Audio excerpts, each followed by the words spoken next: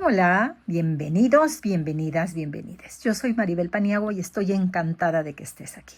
Hoy te traigo un audiolibro, un resumen del libro Neuroeducación en el Aula de Jesús Guillén, que fue escrito en 2015 y publicado por Plataforma Editorial. Es un texto de 239 páginas que te invito a leer y a revisar y está libre en la red.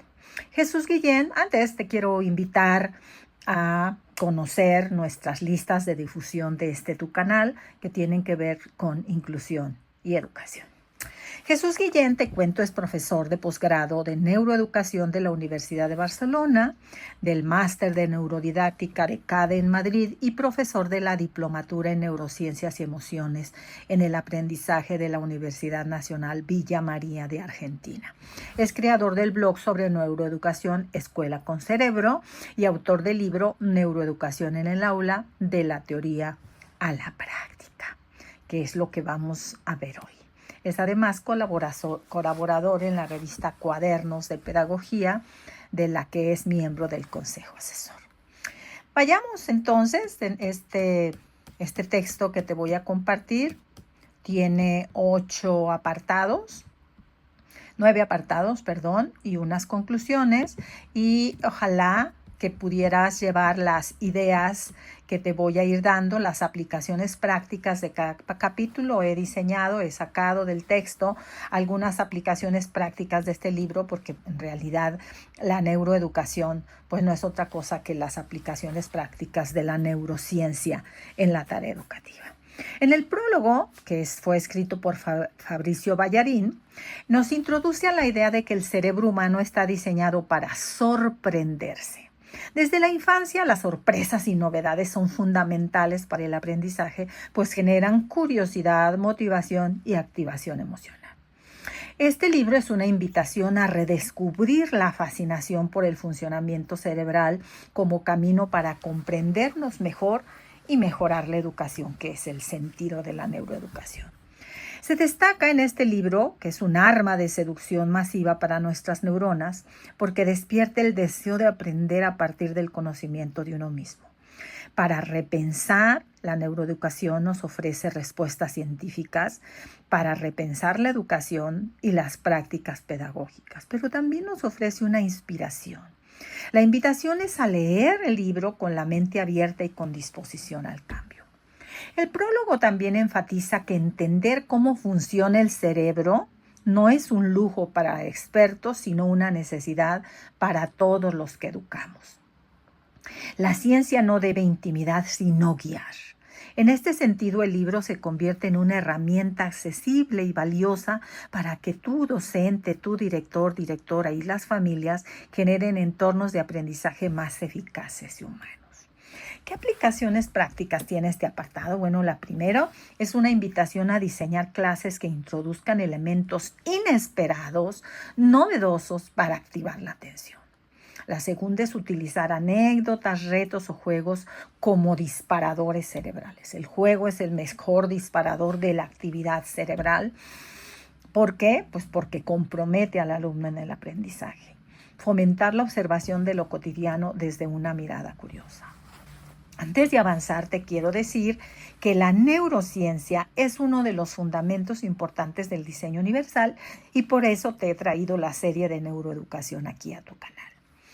Bueno, en la introducción se plantea que la neuroeducación debe unir ciencia y pedagogía para construir una escuela más humana. Propone pasar de una educación centrada en la enseñanza a una centrada en el aprendizaje y el cerebro de quienes aprenden. Esta transformación implica comprender cómo funciona la mente para acompañar mejor a los niños y a los adolescentes.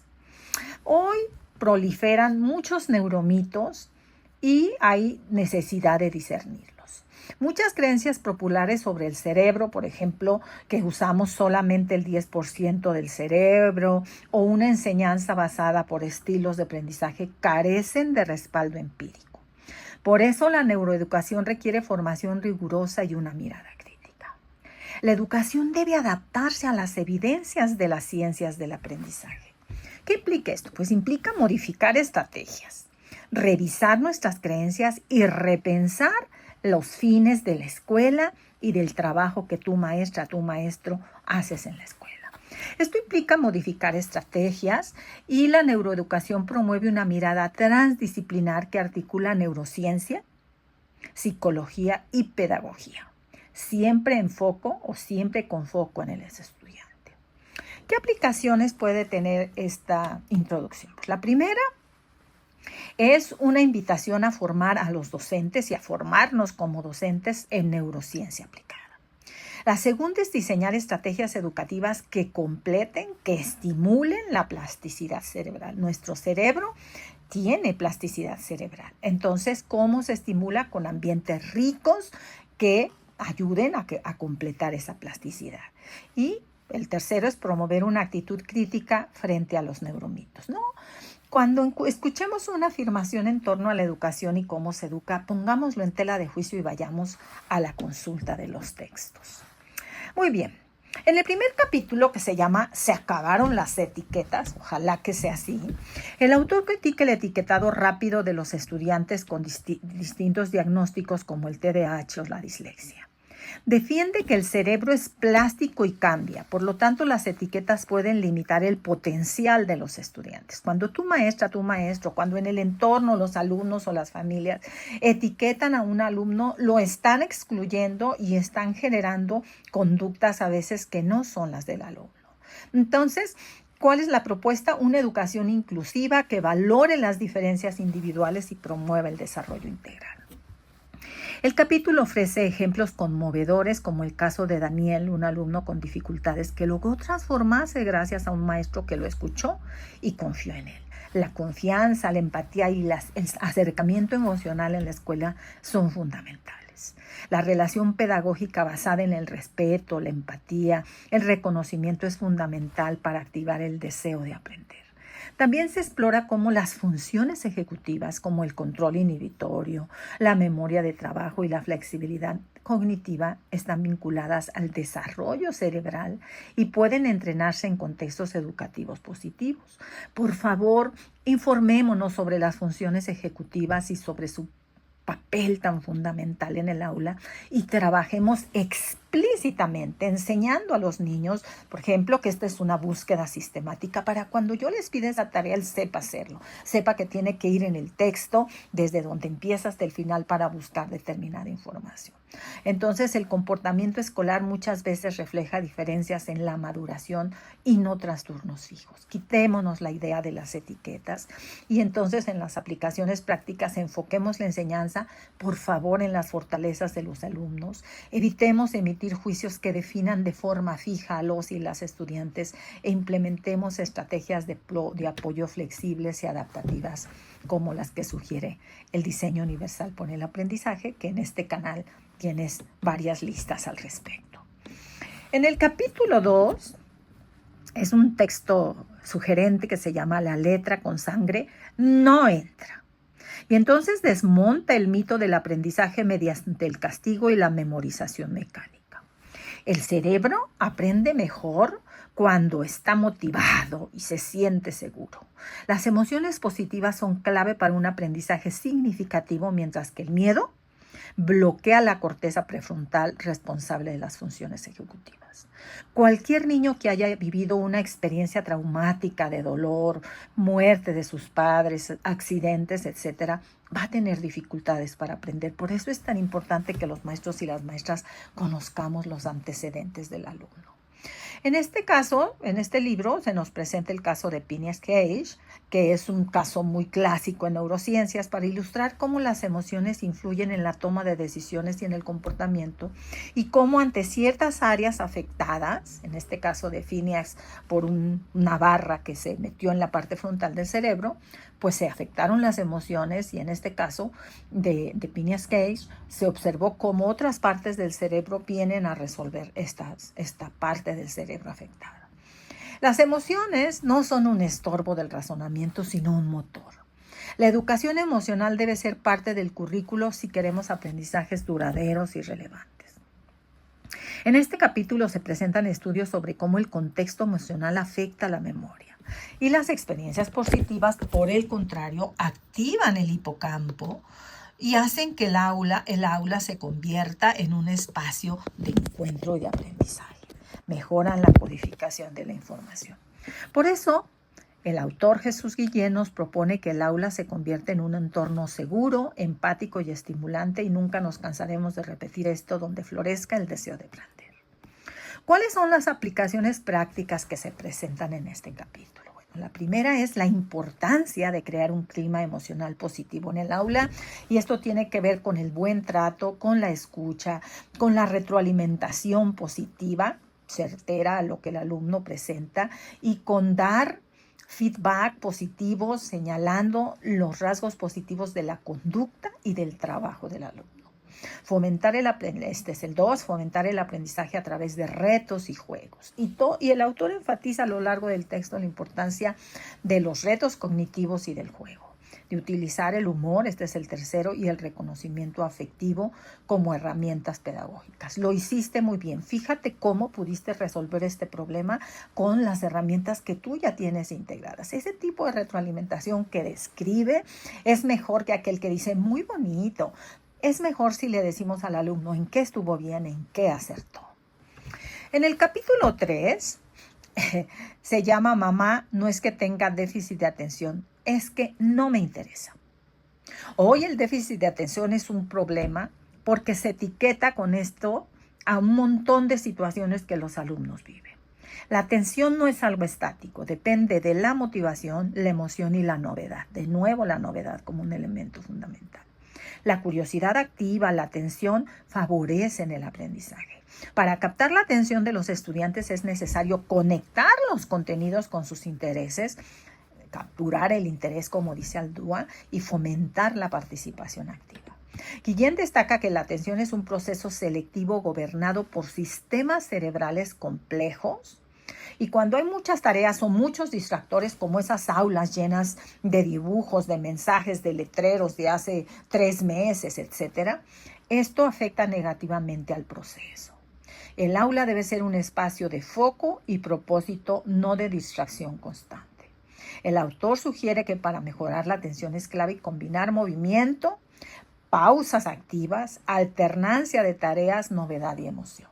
Hacer pausas activas es fundamental. ¿Qué quiere decir una pausa activa? Significa en una jornada, por lo menos cada 45 o 50 minutos, que es lo que dura la atención sostenida, ponernos de pie, respirar, hacer mindfulness, mover los brazos y piernas, dar giros en nuestro propio lugar, etc. Hoy hay publicadas en las redes muchísimas pausas activas que pueden afectar positivamente la tarea del aula. La alternancia de tareas, la novedad de nuevo y la emoción. No se trata solo de disciplinar la mente, sino de seducirla con experiencias significativas que despierten el interés y el compromiso. ¿Qué tendríamos que hacer los maestros y maestras en estas aplicaciones prácticas? Diseñar actividades que conecten con los intereses del grupo.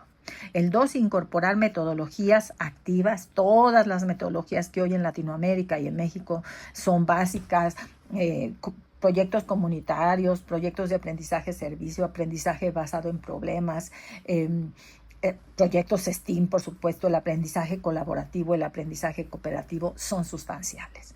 Variemos, por favor, el ritmo y los formatos de las actividades para evitar la monotonía y hagamos pausas activas. En el apartado 4 se llama Aprendo a estudiar y estudio para aprender. Este capítulo profundiza en la relación entre memoria y aprendizaje. Aprender es un proceso activo que implica organizar, asociar y recuperar información. La repetición pasiva no basta. Tenemos que hacer estrategias como ayudarle a evocar a través de algún objeto, de alguna figura que le ayude a recordar, elaboración de mapas mentales, de mapas conceptuales, de mapas de ideas y analogías. Esto se puede hacer desde preescolar. Podemos hacer mapas mentales de cuentos, de historias contadas, de una pequeña lectura sobre ciencia que lee el maestro. Hay distintos tipos de memoria y esto es importante que los maestros y las maestras lo sepamos. La memoria sensorial, que es esta memoria de los olores que nos recuerdan a la casa de la abuela o a una mala experiencia a corto plazo y a largo plazo. y la atención es la puerta de entrada a la codificación. Estos dos procesos mentales, la memoria y la atención, son fundamentales en el aprendizaje. Para consolidar la memoria, se hace a través de la práctica distribuida y la evocación repetida. ¿Qué significa una práctica distribuida? Significa que si queremos que el alumno se grabe algo, se aprenda algo, tenemos que revisar el tema de manera repetida, primero de manera frecuente y luego espaciando los tiempos a una semana, a un mes, al final del trimestre. No esperemos que los alumnos recuerden información que se vio una sola vez. Por eso la evocación repetida es importante, hacer juegos para recordar la lección que vimos ayer, la lección que vimos la semana pasada, la lección que vimos a un mes. ¿Vale? Muchos juegos en línea pueden ser de mucha utilidad, un Kahoot, un Quizzes, un juego, una memorama, etc. Tenemos que enseñar a los alumnos a aprender. ¿Y para esto qué ayuda? Pues ayuda a promover la metacognición, es decir, que el alumno se dé cuenta qué de lo que hace para estudiar le permite aprender mejor, cómo aprendió un contenido, el autoanálisis, la autorregulación, esta tarea de regularnos a nosotros mismos en nuestras respuestas reactivas y promueven, son claves para el aprendizaje autónomo. La escuela no debe limitarse a transmitir contenido, sino formar mentes capaces de gestionar su propio crecimiento. ¿Qué nos puede ayudar? ¿Cuáles son las aplicaciones prácticas? Bueno, promover el uso de la práctica del recuerdo como estrategia de estudio, ya lo expliqué. Enseñar a construir analogías para comprender conceptos concretos. Por ejemplo, pensar cómo mi propio aprendizaje es un barco carguero en donde yo voy metiendo distintos materiales y puedo ir fluyendo aún así. Eso es una analogía, es utilizar un elemento de la realidad para representar otro elemento de la realidad y esto facilita recordar y comprender conceptos complejos. Hay que favorecer el trabajo con mapas mentales, mapas conceptuales, mapas de todo tipo y organizadores gráficos y técnicas de organización de ideas. En el capítulo 5, que se llama Cuerpo sano, mente sana, nos habla del valor, de la importancia, maestros, de la actividad física. La actividad física no solo beneficia el cuerpo. Hay una autora que se apellida Diamond que nos habla en sus textos sobre funciones ejecutivas de cómo es valioso la actividad física para el desarrollo de las funciones ejecutivas. Y esto ayuda no solo al cuerpo, sino al cerebro. La actividad física mejora la atención, mejora la memoria, mejora el estado de ánimo. El movimiento estimula la neurogénesis y fortalece las funciones ejecutivas. El sedentarismo escolar atenta contra el desarrollo integral del alumno. Esos alumnos todo el día sentados con el cuaderno y el libro frente a ellos, es una agresión al alumno, pero también estamos destruyendo sus redes neuronales. Hay una gran cantidad de investigaciones que nos presenta Guillén en el texto que muestran cómo el ejercicio físico mejora la conectividad neuronal y la capacidad cognitiva. Los cerebros activos son cerebros más preparados para aprender, sin embargo, muchas veces la escuela reduce, como les he dicho, el movimiento a espacios marginales. El autor propone recuperar el cuerpo como medio de aprendizaje, integrando la educación física con otras disciplinas. Las pausas activas, de nuevo, moverse no es una distracción, sino una condición para aprender. Caminar, dramatizar, construir, bailar, todo puede ser parte del proceso formativo. ¿Cuáles son las aplicaciones prácticas? Bueno, creo que son evidentes, pero introduzcamos pausas activas durante la jornada escolar, incorporemos la actividad física dentro del proyecto. Si no tienes maestro de educación física, sal tu maestro, camina con tus alumnos 5 o 6 cuadras si no sabes qué más hacer, hagan actividades, juegos en el patio, promuevan deportes y juegos que estimulen la atención y la regulación emocional. En el capítulo 6, me divierto y aprendo, pues insiste en el juego como una herramienta privilegiada para el aprendizaje. No solo para los más que pequeños, para todas las edades. A través del juego se activan emociones, se mejora la atención, se desarrollan habilidades sociales y se consolida el conocimiento. El juego no debe limitarse al recreo, sino ser parte del proceso pedagógico. Juegos de memoria, loterías, acertijos, etcétera, animan a cualquier adulto o niño a aprender. El juego activa circuitos cerebrales relacionados con la motivación y la memoria. Por ejemplo, la dopamina generada durante el juego refuerza las conexiones neuronales, facilitando el aprendizaje. Además, el juego simbólico, en sí mismo tan importante en las primeras etapas de la vida, estimula el pensamiento abstracto y la capacidad de resolución de problemas y se activa, por supuesto, pues a través de los juegos de roles, de los juegos dramáticos, de la dramatización, de la lectura. El juego promueve el desarrollo de la creatividad, la empatía y la regulación emocional. Enseña a negociar, enseña a esperar turnos, a ganar, a perder con respeto. Todas estas competencias socioemocionales son esenciales para una vida escolar saludable. ¿Cuáles son las aplicaciones prácticas? Bueno, pues hay que diseñar actividades gamificadas, es decir, a través del juego relacionadas con los contenidos, donde el alumno compite consigo mismo para alcanzar nuevos retos, como en los juegos de Duolingo, por ejemplo. Incluir juegos cooperativos que desarrollen competencias blandas, es decir, competencias sociales y emocionales, y usar el juego para evaluar conocimientos de forma lúdica. En la rueda del DUA hay muchas de estas aplicaciones que te pueden ayudar. Búscala así, rueda del DUA.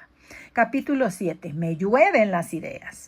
La creatividad no es un don innato, sino una capacidad que puede desarrollarse. Tú puedes desarrollarla, maestro, para ti y para tus alumnos. ¿Qué se requiere? Pues se requiere un entorno que favorezca la exploración, la equivocación, la elaboración de hipótesis, el pensamiento divergente.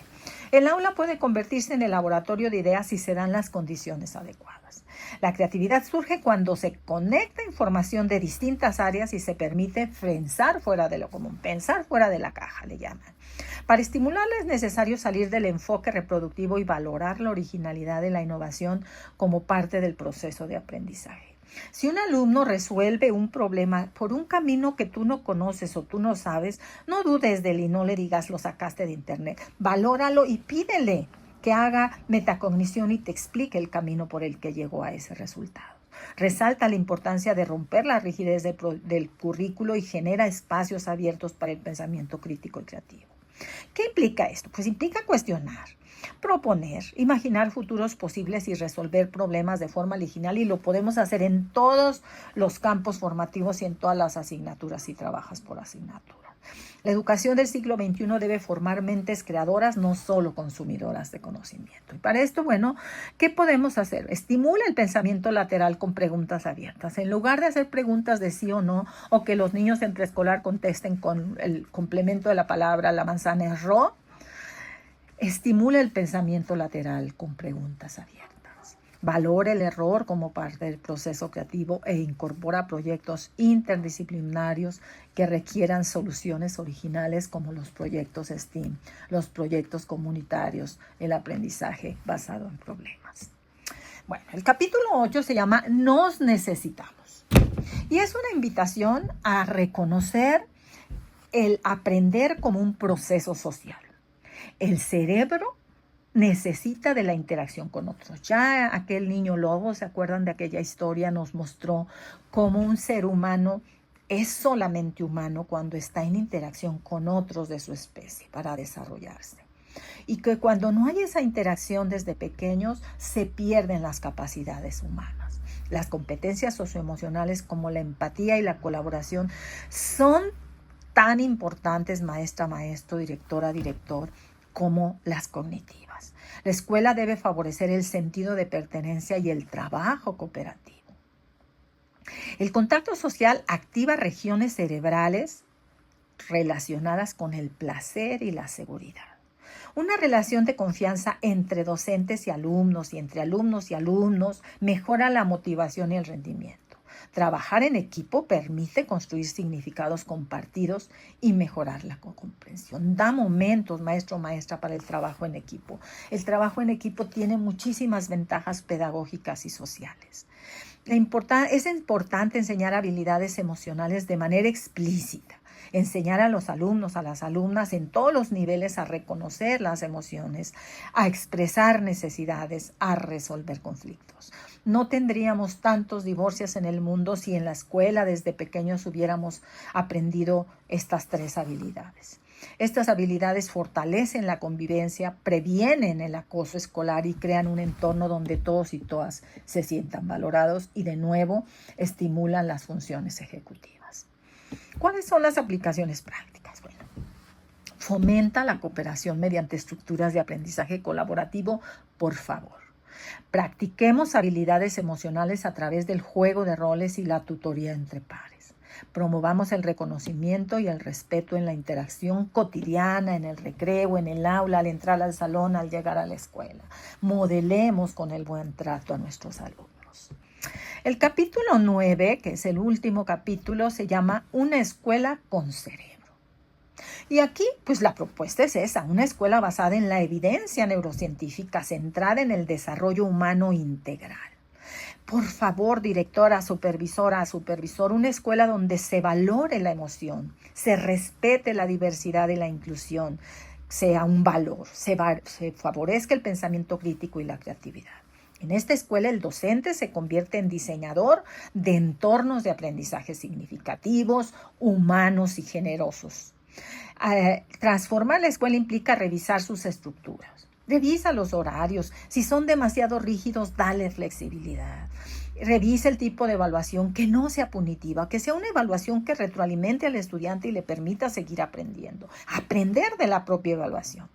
Y evitar, por favor, de cualquier manera los métodos centrados en la repetición. Este libro es una invitación a buscar los movimientos innovadores en el mundo y a empezar a aplicarlos. Te invito a conocer el diseño universal porque es un movimiento innovador basado en todo esto de las neurociencias. Los entornos deben facilitar la concentración. Enseñemos a los alumnos el silencio, pero también el juego y el movimiento, la colaboración y el bienestar. Esto requiere valentía institucional y compromiso colectivo y de los líderes escolares. Se defiende el liderazgo pedagógico, debe promover la innovación con base científica. La neuroeducación no implica desdeñar lo antiguo, sino enriquecerlo con nuevos enfoques. Una escuela con cerebro es aquella que se atreve a cuestionar lo establecido y a experimentar con responsabilidad para mejorar. ¿Qué aplicaciones tenemos? Bueno, rediseñemos el currículo para integrar emoción, cuerpo y mente. Implementemos evaluaciones formativas centradas en el proceso, que no sean punitivas, que no sean una forma en que humillemos a los estudiantes y replanteemos los tiempos escolares para favorecer el ritmo de cada estudiante. Bueno, pues, ¿qué concluye este libro? La educación, concluye, es un camino, la neuroeducación, un camino para construir una escuela más empática, inclusiva y eficaz. Enseñar desde el conocimiento del cerebro humano es enseñar con humanidad. La formación continua de los docentes es crucial, igual que el trabajo colectivo y la apertura a la evidencia científica, que son claves para lograrlo. La invitación final del libro es: hagamos de la escuela un espacio donde florezca la curiosidad, la creatividad, la cooperación y el bienestar, donde enseñar sea un acto de inspiración y respeto por la singularidad de cada mente y donde aprender sea una experiencia transformadora. En definitiva, la neuroeducación no se trata de aplicar recetas mágicas, sino de comprender profundamente los procesos mentales y emocionales que acompañan el aprendizaje. Solo así podremos diseñar experiencias educativas que toquen la mente, el cuerpo, pero también el corazón. ¿Cómo podemos lograr esto? Bueno, conformemos comunidades de práctica docente en neuroeducación. Dialoguemos sobre neuroeducación, aprendamos sobre neuroeducación. Revisemos las prácticas pedagógicas desde una mirada basada en la ciencia, no en la intuición, no en cómo me cae el maestro. Favorezcamos el diálogo entre investigación y escuela. Y bueno, pues les voy a dejar aquí en la descripción un cuadro de las prácticas, de las aplicaciones prácticas que he mencionado en cada capítulo, organizadas por capítulo, que ojalá sean de utilidad. Gracias por estar aquí. Te invito a buscar las listas de difusión en tu canal y a seguir aprendiendo. Te felicito y te reconozco en tu esfuerzo día a día en las aulas, que es una tarea compleja, y en tu esfuerzo por mejorar lo que haces. Gracias por estar aquí. Nos vemos en la siguiente.